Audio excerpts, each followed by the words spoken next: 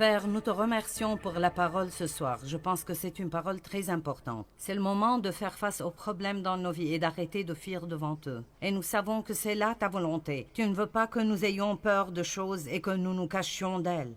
Tu ne veux pas que nous fuyions. En fait, tu veux que nous les traversions. Alors je prie que tu mettes des choses différentes sur le cœur des gens ce soir, dont ils ont besoin de s'occuper.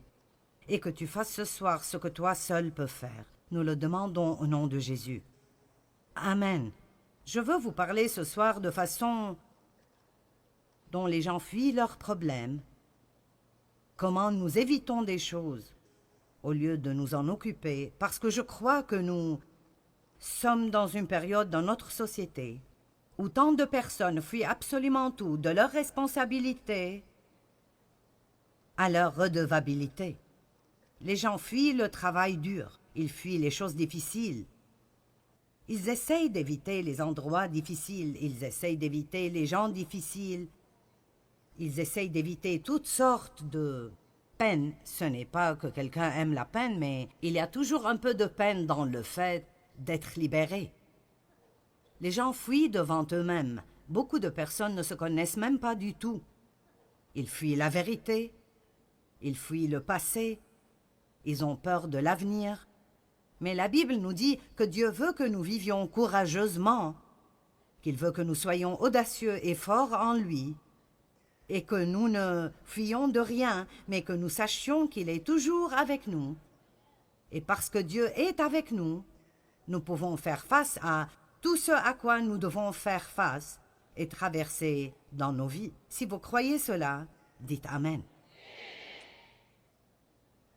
Je crois que au lieu de courir, nous devons apprendre à nous tenir fermes et à voir le salut du Seigneur.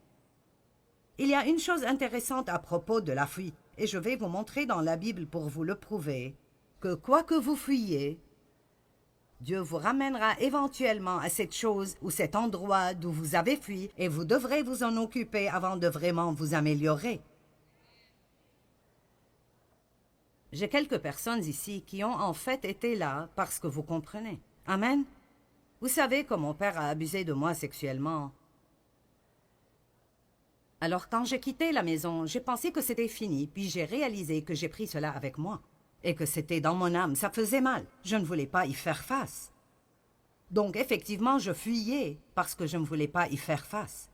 Je ne voulais pas en parler, je ne voulais pas prier à ce propos, je voulais juste prétendre que ça n'existait pas. Est-ce que vous avez des choses dans votre vie, de votre passé ou même maintenant, et Dieu essaie de s'en occuper en vous, et vous avez juste développé toutes ces petites façons de juste prétendre qu'elles n'existent pas?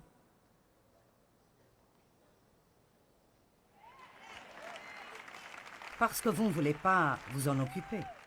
Laissez-moi vous dire quelque chose. Mettre les choses sous le tapis, façon de parler, est en fait une chose très dangereuse.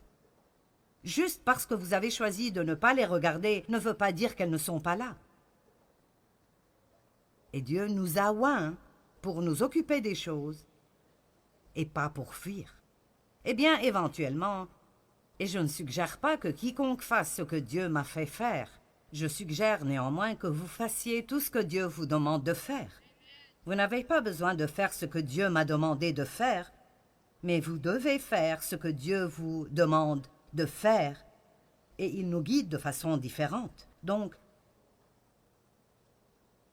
je priais un jour et j'ai senti que Dieu me disait « Le moment n'est pas encore arrivé, mais le moment viendra où tu devras aller et confronter ton Père à propos de ce qu'il t'a fait. » Si vous savez déjà ce qu'est l'abus sexuel parce que c'est arrivé avec vous ou parce que vous connaissez quelqu'un avec qui ceci est arrivé, tout cela opère basé sur ce secret horrible.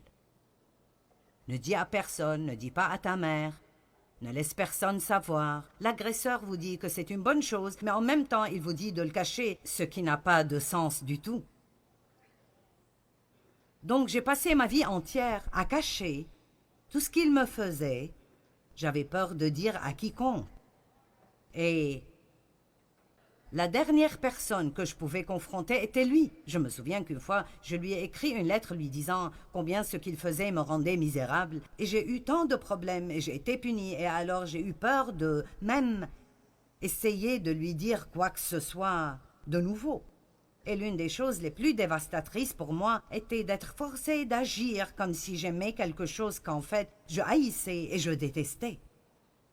C'était de la manipulation et du contrôle de la pire manière.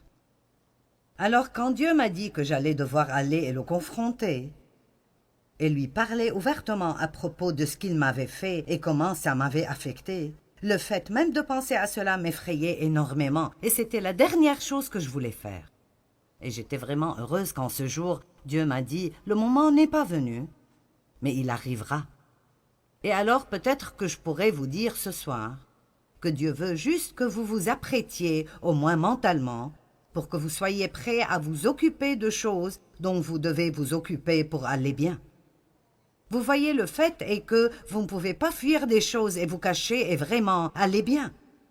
Que ce soit un péché dans votre vie dont vous devez vous occuper avec Dieu, que vous ayez besoin de faire des restitutions à quelqu'un que vous avez vraiment peiné et blessé, peut-être que quelqu'un dans votre vie vous a vraiment maltraité, et il vit dans ce monde de fantaisie où ça ne l'a même pas gêné. Et pour son bien, vous devez retourner et d'une façon aimante vous asseoir et le confronter et lui dire ce qu'il vous a fait et comment vous vous êtes senti. Parfois, vous ne pouvez pas avancer sans cela. Et je sais que pas tous d'entre vous sont blessés, comme j'ai été blessée ou comme d'autres personnes ici ont été blessées. Mais je crois que ce que je vais partager avec vous peut être appliqué à chacun d'entre nous d'une certaine façon ou d'une autre. Même les gens qui laissent les autres personnes les manipuler parce qu'ils ont peur de les énerver. Ne laissez pas quelqu'un d'autre voler votre vie parce que vous avez peur de leur dire « Tu n'as vraiment pas le droit de me contrôler et de me manipuler et je ne te laisserai pas continuer à le faire. » Quelqu'un peut dire Amen? Nous voulons être sous l'autorité divine et être soumis, mais cela ne veut pas dire que vous laissez quelqu'un d'autre vous manipuler et vous contrôler et vivre votre vie pour vous. Nous devons vouloir plaire à Dieu et pas plaire aux gens. J'étais heureuse que Dieu ne m'a pas fait faire cela tout de suite parce que je n'étais pas prête. Je ne sais pas combien de temps est passé, peut-être 2 ans, et je passais du temps avec le Seigneur un jour, et je veux dire, juste au milieu de la prière, j'ai entendu le Saint-Esprit dire « C'est le moment ». Oh mon Dieu, eh bien, je tremblais tellement, et j'avais si peur. Mais Dave est venu avec moi et je me suis assise devant mon père. Et ma mère était là et j'étais vraiment anxieuse à propos de ce qui allait arriver avec elle parce qu'elle avait déjà eu une dépression nerveuse, parce qu'elle ne s'était pas occupée de ses propres problèmes. Et je ne voulais pas la rendre malade de nouveau et je suis revenue à essayer de protéger une mère qui ne m'a jamais protégée.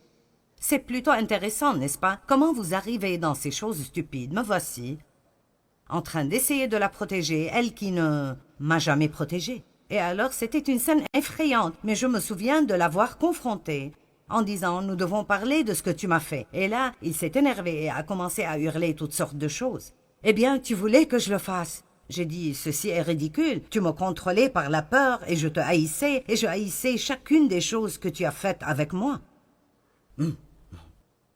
Et donc, je lui ai juste dit « Ce que tu m'as fait m'a vraiment blessé et ça a vraiment causé beaucoup de problèmes dans ma vie. » Et j'avais juste besoin de te dire comment ça me fait me sentir. Mais je lui ai aussi dit qu'en raison de mon amour pour Dieu, j'étais prête à lui pardonner. Mais je voulais qu'il s'en occupe pour qu'il puisse aller mieux et ne pas juste enfuir et s'en cacher. Eh bien, vous savez, ça ne s'est pas terminé comme j'aurais aimé que ça se termine, mais j'ai obéi à Dieu. Et alors une porte de liberté s'est ouverte pour moi, qui n'aurait jamais été ouverte si j'avais continué à laisser la peur de l'homme me manipuler et me contrôler. Dieu n'est pas content de nous quand nous avons plus peur de l'homme que nous avons une crainte révérentielle pour Dieu. Je ne dis pas d'avoir peur de Dieu, mais quand Dieu dit que c'est le moment de nous occuper de cela, c'est le moment de nous occuper de cela et nos vies ne marcheront pas bien si nous ne le faisons pas. J'ai dit cela ce matin et je le dirai de nouveau pour beaucoup d'entre vous. Je viens avec une parole prophétique ce soir en vous disant, c'est le moment. C'est le moment de sortir ces choses de sous le tapis que vous avez entassées là-dessous. Vous ne voulez pas entasser ces choses. Vous devez vous occuper de ces choses parce que sinon elles s'occuperont de vous. Elles vous voleront votre joie et elles seront juste plus profondément enracinées à l'intérieur de vous. Et cela causera des problèmes très, très profonds. Nous ne voulons pas fuir même de quelque chose d'aussi petit que de nettoyer une stupide armoire ou bien de faire le ménage dans notre maison. Nous devons arrêter d'agir comme si tout nous accablait et savoir qui nous sommes en Christ, qu'il est Emmanuel, Dieu avec nous, qu'il est en nous et le plus grand vit en nous. Ne chantons pas juste des chants à ce propos, vivons-le. Amen. Et alors, j'ai trouvé que Dieu m'a fait retourner pour confronter certaines choses avant que je ne puisse vraiment aller mieux et continuer. J'ai aussi eu beaucoup de difficultés avec des personnes qui étaient comme mon père. Si vous avez été élevé par quelqu'un qui a un certain type de personnalité et ils vous ont vraiment maltraité, vous aurez peut-être la même réaction que moi. Eh bien, ma mère était vraiment faible et elle ne faisait pas face à mon père, même si elle savait ce qu'il faisait. Et alors j'ai grandi en haïssant la faiblesse. Je veux dire, je détestais la faiblesse. Je ne voulais entendre personne en train de grogner et de dire « Je ne peux pas, c'est juste trop dur ». Ça m'énervait vraiment. Et je suis devenue l'une de ce genre de personnes. Je ferai tout ce que je veux faire. Eh bien, ceci a un bon côté parce que ça m'a aidé à persévérer et même à faire beaucoup des choses que je fais aujourd'hui. Mais je ne pouvais pas laisser cela devenir comme si je voulais que tout le monde dans le monde entier soit comme moi et déteste tout le monde qui n'est pas fort. J'avais aussi un problème avec la personnalité de mon père. Et alors, j'avais deux façons d'agir avec les gens. Soit je sortais avec quelqu'un que je pouvais contrôler, ou si je sortais avec quelqu'un de vraiment fort, je me soumettais de nouveau comme je le faisais devant l'autorité de mon père et je le laissais me contrôler. Et ce n'est pas une façon de vivre. Nous avons besoin d'être libres d'être nous-mêmes, d'être ce que Dieu nous a créés pour être, de prendre nos propres décisions, de vivre notre propre vie, de vivre pour plaire à Dieu et non pour être manipulés et contrôlés par le passé ou par les personnes de notre passé. Amen. Quoi que l'on vous ait fait, vous n'avez pas à continuer à saigner pour le reste de votre vie. Donc, quand vous fuyez quelque chose, ultimement, Dieu vous fera revenir et y faire face. Moïse, Actes chapitre 7, verset 22.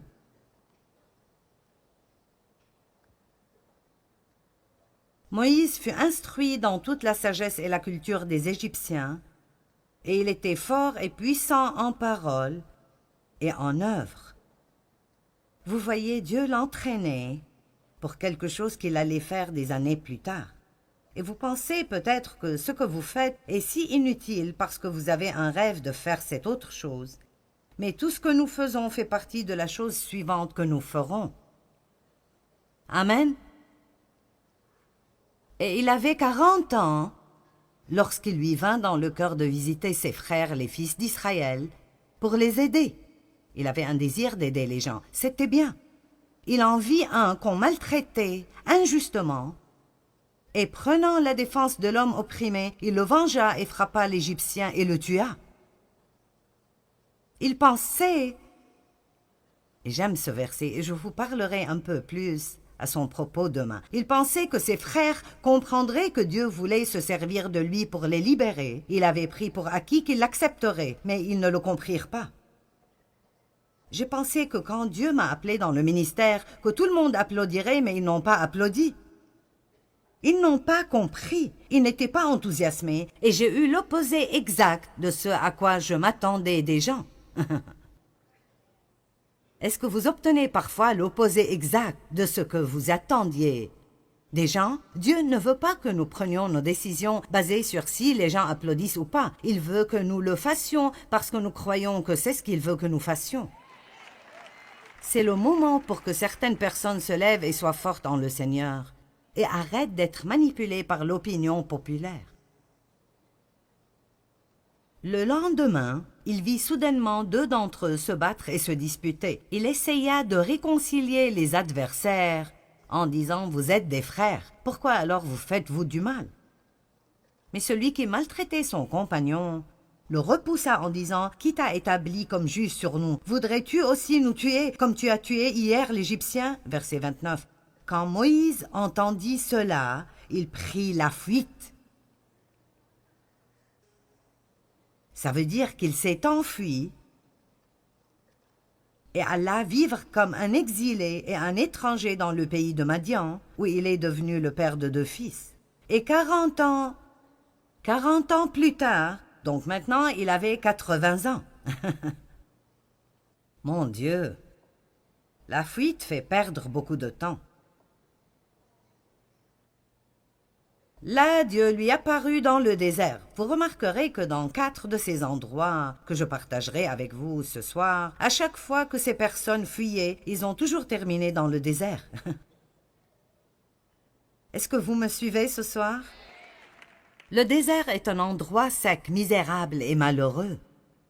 Vous ne vous sentez pas bien dans votre vie, et puis ça développe toutes sortes d'autres problèmes, parce que si vous n'aimez pas ce que vous faites, puis vous devez trouver une excuse et blâmer ce que vous faites sur quelqu'un d'autre. Et nous allons si loin dans le trou du lapin blanc que nous n'avons aucune idée de comment sortir. Donc, 40 ans plus tard, et il avait maintenant 80 ans, Dieu lui apparut dans un buisson en feu. Moïse, voyant cela, fut émerveillé par cette apparition. Et comme il s'approchait pour l'examiner, la voix du Seigneur se fit entendre en disant « Je suis le Dieu de tes pères, le Dieu d'Abraham, d'Isaac et de Jacob. » Et Moïse tremblait et était si terrifié qu'il n'osait même pas regarder. Puis le Seigneur lui dit « Ôte tes souliers de tes pieds, car le lieu sur lequel tu te tiens est une terre sainte. » Verset 34, « J'ai assurément vu la souffrance et l'oppression de mon peuple en Égypte. J'ai entendu ses gémissements et ses lamentations, et je suis descendu pour le délivrer. Regardez cela. Et maintenant viens, et je t'enverrai en Égypte. » Allez, quelqu'un doit crier. Comment pouvons-nous être libérés de quoi que ce soit si nous en fuyons? Comment pouvons-nous possiblement être libres de cela si tout ce que nous espérons est de ne pas avoir à nous en occuper? Si notre but est de ne jamais avoir à nous en occuper, je peux vous garantir que le diable s'assurera que vous le trouverez à chaque tournant. Et la façon d'arriver au point où vous n'avez pas peur des choses est de leur faire face. La seule façon de chasser la peur est de lui faire face quand vous la confrontez. Vous devez apprendre comment le faire même effrayé. Devant mon père, j'avais si peur, je tremblais, j'étais nerveuse. Mais je ne pouvais pas arriver de l'autre côté de cela si je ne m'en occupe pas. La seule façon dont vous pouvez être libre est de vous occuper des choses. La vérité vous rendra libre, mais la vérité doit être appliquée dans votre vie pour que vous soyez libre. Il s'est enfui de l'Égypte et Dieu l'a renvoyé en Égypte. Genèse chapitre 16, versets 8 et 9. Maintenant, je sais que certains pensent, comment est-ce que cela s'applique à moi? Eh bien, Dieu vous le montrera. Je pense que certaines personnes ont des choses enfouies si profondément en eux qu'elles sont sous tellement de couches, elles leur font toujours mal et leur causent de la peine. Mais ils ne réalisent même pas que c'est un problème. Genèse chapitre 16, versets 8 et 9. Maintenant, ceci est une situation où Dieu a promis un enfant à Abraham et Sarah ne devenait pas enceinte assez rapidement. Et plusieurs années sont passées et elle était déçue, alors elle a trouvé cette idée très charnelle et lumineuse qu'elle ferait de sa servante, Agar, la femme secondaire de son mari. Et vous penserez que n'importe quelle femme serait plus intelligente que cela, mais elle ne l'était pas. Et Agar est devenue enceinte, et puis elle a développé une attitude envers Sarah. Aujourd'hui, ce serait quelque chose comme « je suis enceinte et tu ne l'es pas ».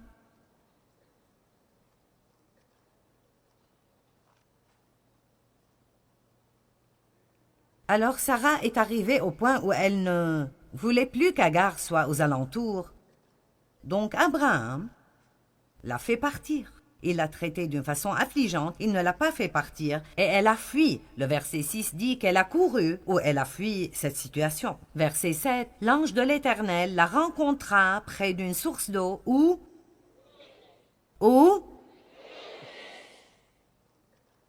sur le chemin de Chour, il lui demanda, « Agar, servante de Sarai, d'où viens-tu et où vas-tu » Elle répondit, « Je m'enfuis de chez ma maîtresse. » Et regardez ce que Dieu lui a dit. Il n'a pas dit « Je comprends, fuis vite ». Il est écrit « L'ange de l'Éternel lui dit « Retourne ».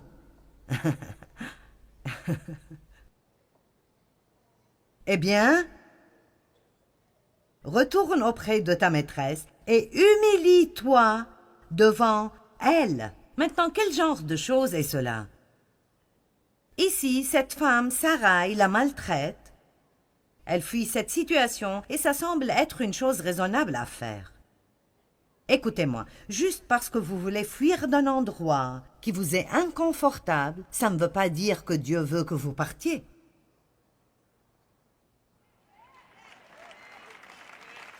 Maintenant, nous sommes connectés. Il y a un temps où nous devons partir d'endroit. Mais ce n'est pas quand vous le voulez, c'est quand Dieu vous fait partir. Dieu a dit à Abraham de partir. Pars de là où tu es, éloigne-toi de ta famille et de tous tes proches et va à un endroit que je te montrerai. Ils étaient tous païens. Et Dieu ne pouvait rien faire avec Abraham avant qu'il s'éloigne d'eux. Dieu vous dit peut-être de vous éloigner de certains amis non pieux. Il vous dit peut-être de quitter un travail où ils vous font faire des choses qui sont pécheresses. Mais il y a beaucoup d'autres moments quand nous laissons un endroit juste parce que nous ne sommes pas traités de la façon dont nous pensons que nous méritons d'être traités. Et peut-être qu'apprendre comment régler certaines de ces choses est exactement ce que Dieu veut et il nous a placés à l'endroit où il veut que nous soyons. Je travaillais dans un autre ministère pendant 5 ans et je ne sentais pas que j'étais traitée comme il faut. Et c'était dur, je veux dire au maximum, c'était dur. C'était l'une des choses les plus difficiles que j'ai faites dans ma vie entière, de ne pas juste me lever et d'après mon style de faire les choses, dire « je ne continue plus ».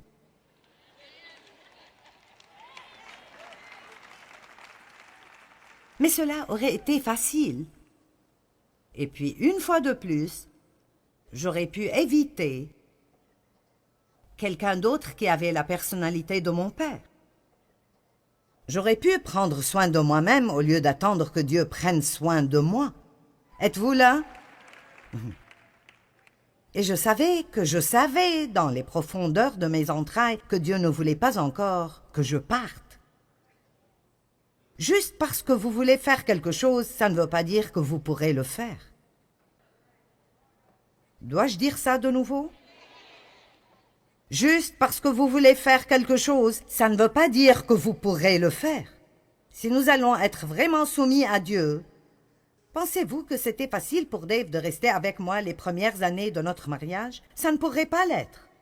Et je ne pense pas que Dave a vraiment un jour sérieusement pensé partir, mais il est finalement arrivé au point où il m'a dit « Si tu continues d'agir comme tu agis, je ne suis pas sûr de ce qui va se passer. » Et ceci était en quelque sorte comme si Dave disait « Je pourrais très bien abandonner si cela continue. » Et je savais qu'il n'était pas le type de personne qui ferait des menaces. Il m'a épousée parce qu'il sentait dans son cœur qu'il était supposé le faire, et il était engagé à rester jusqu'à la fin. Et je crois que parfois Dieu prendra un chrétien mature et il le mettra avec quelqu'un qui est brisé et qui a besoin d'aide. Oui, je sais que certains d'entre vous disent « Oh mon Dieu !»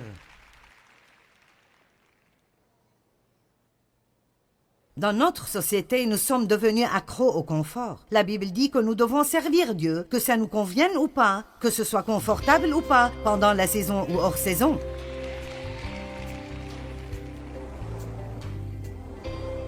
Souvent, nous avons tous une tendance de fuir des choses auxquelles nous devrions faire face. Est-ce qu'il y a un géant dans votre vie auquel Dieu vous demande de faire face et maintenant vous fuyez devant lui? Eh bien, tenez-vous fermement et voyez le salut du Seigneur. Dieu veut vous aider, mais vous devez l'approcher dans la foi, pas la peur.